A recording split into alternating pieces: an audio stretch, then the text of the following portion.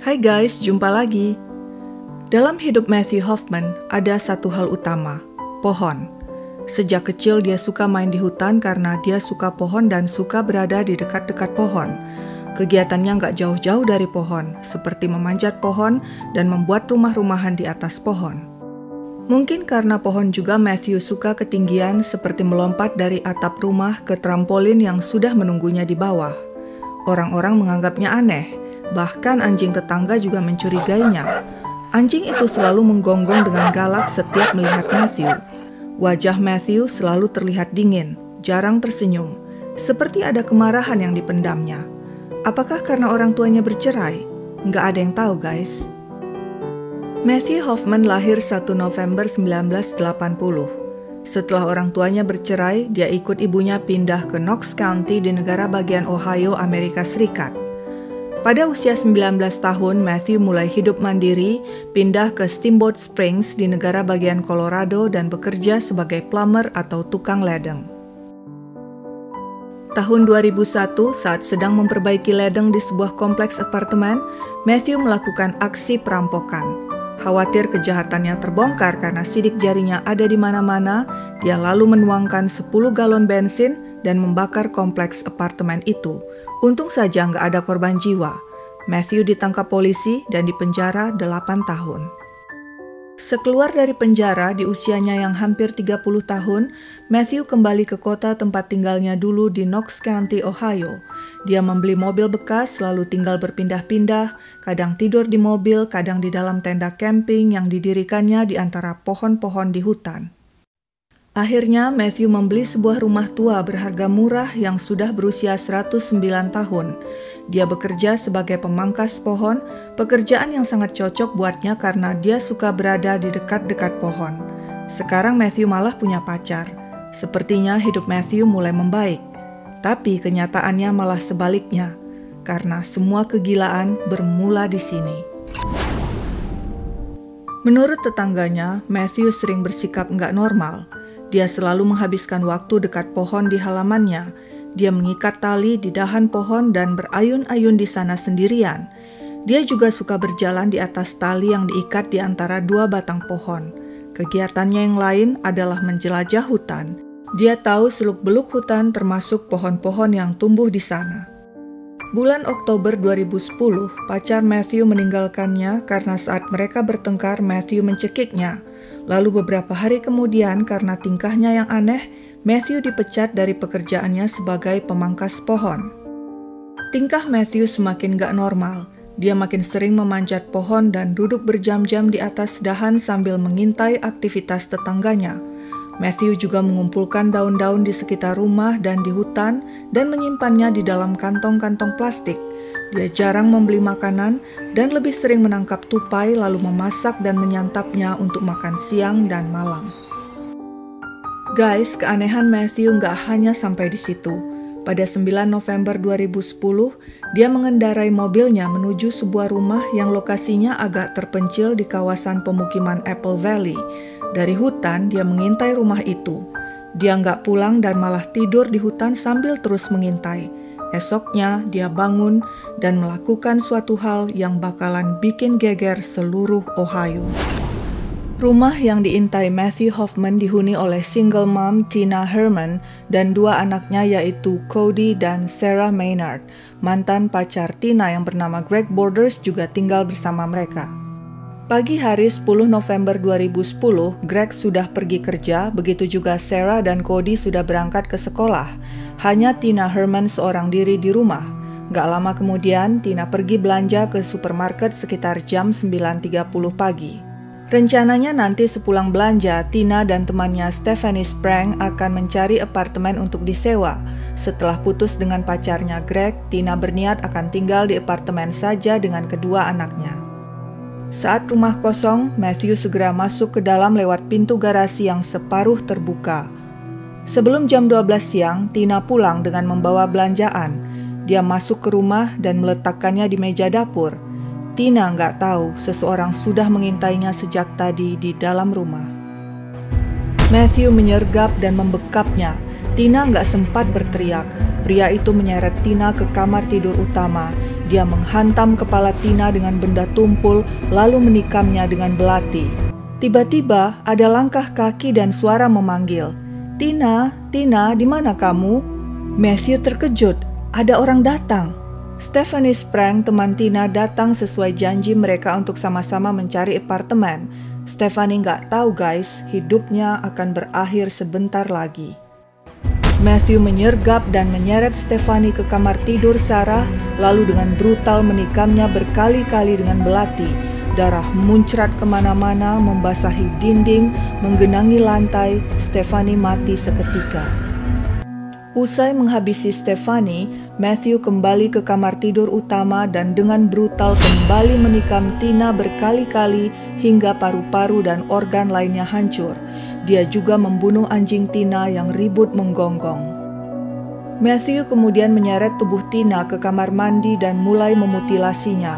Untuk mempermudah pekerjaan, dia patahkan bagian-bagian tubuh di setiap persendian. Setelah itu, dia lanjut memutilasi Stephanie.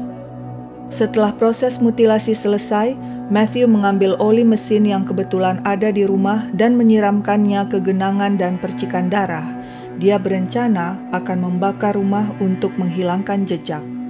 Tapi rencananya gagal sebab Cody dan Sarah pulang sekolah. Mereka masuk ke rumah dan kaget saat melihat bercak darah dekat pintu. "Mom, Mom!" serentak mereka memanggil Tina, ibu mereka. Tiba-tiba Matthew muncul dengan wajah beringas. Kedua anak itu menjerit melihat orang tak dikenal di rumah mereka dengan belati penuh darah di tangan. Sarah segera lari ke kamar tidurnya dan menutup pintu. Cody melesat lari ke arah pintu depan, tapi Matthew lebih cepat. Dia menangkap Cody dan langsung menancapkan belati ke belakang kepala Cody. Cody mati saat itu juga. Di kamar, Sarah berusaha menghubungi petugas 911 tapi terlambat. Matthew mendobrak masuk dan berusaha menikamnya. Sarah mencoba melawan hingga jarinya putus terpotong belati. Tapi Matthew nggak membunuh Sarah. Dia mengikat tangan dan kaki Sarah, menyumbat mulutnya dan menutup matanya dengan kain. "Kalau berteriak akan kubunuh kau," ancamnya. Sarah nggak bisa melihat apa-apa. Dia hanya mendengar pria itu berjalan mondar-mandir dan sepertinya melakukan sesuatu di kamar mandi. Sarah nggak tahu di mana ibunya dan adiknya Cody. Bagaimana nasib mereka? Guys, Sarah nggak tahu ada 3 mayat manusia di rumahnya. Mayat ibunya Tina, mayat teman ibunya Stephanie, dan mayat adiknya Cody. Hari beranjak gelap. Matthew memindahkan Sarah ke jeep milik Tina bersama dengan beberapa plastik sampah.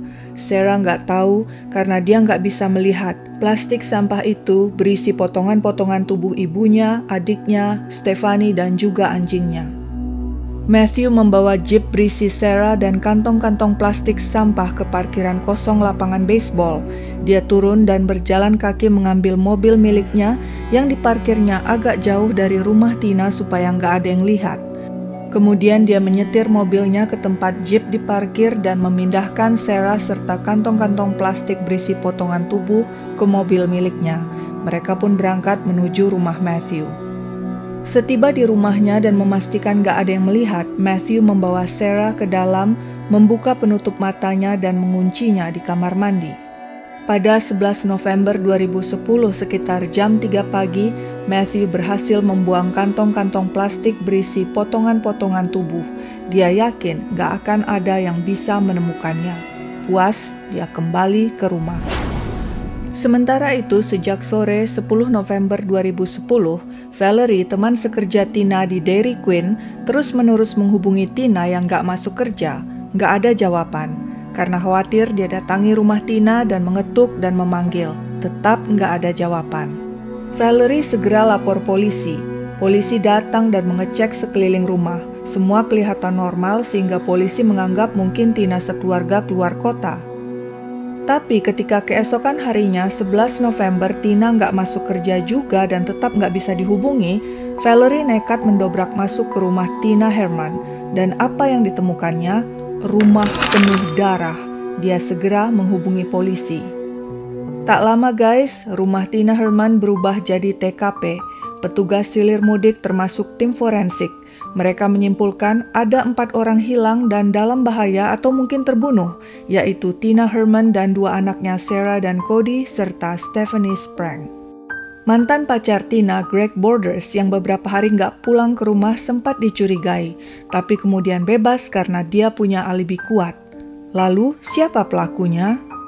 Pada 12 November 2010, polisi yang masih memeriksa TKP menemukan plastik belanjaan Walmart yang berisi plastik sampah dan terpal.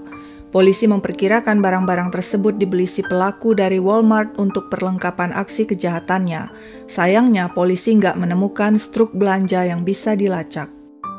Tapi nggak masalah guys, karena Walmart pasti punya CCTV. Polisi langsung mengecek rekaman CCTV Walmart. Benar saja, pada malam tanggal 10 November 2010, ada seorang pria berkaos loreng membeli terpal dan kantong plastik sampah. Wajahnya terlihat jelas, tapi polisi nggak tahu identitasnya karena dia bayar pakai uang cash dan bukan kartu kredit atau debit. Ketika polisi memeriksa rekaman CCTV parkiran Walmart, tampak orang itu menaiki mobil Toyota Yaris. Nah, sekarang saatnya polisi mendata siapa saja di kawasan tersebut yang memiliki mobil Toyota Yaris. Satu persatu foto pemilik Yaris diteliti. Voila, ketemu guys. Orang itu adalah Matthew Hoffman, ex-napi, pernah dipenjara 8 tahun. Minggu pagi 14 November 2010, pasukan polisi khusus lengkap dengan senjata, granat asap, dan rompi anti peluru mendatangi rumah Matthew Hoffman dan merangsek masuk. Mereka segera menangkap Matthew yang sedang tidur. Sarah Maynard ditemukan dalam kondisi disekap di basement.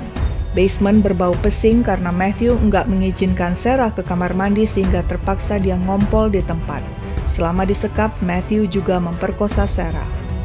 Guys, polisi shock melihat kondisi rumah Matthew. Penuh gambar doodle dan coretan aneh, juga penuh daun. Sampai-sampai polisi susah bergerak karena lantai ditutupi timbunan daun-daunan.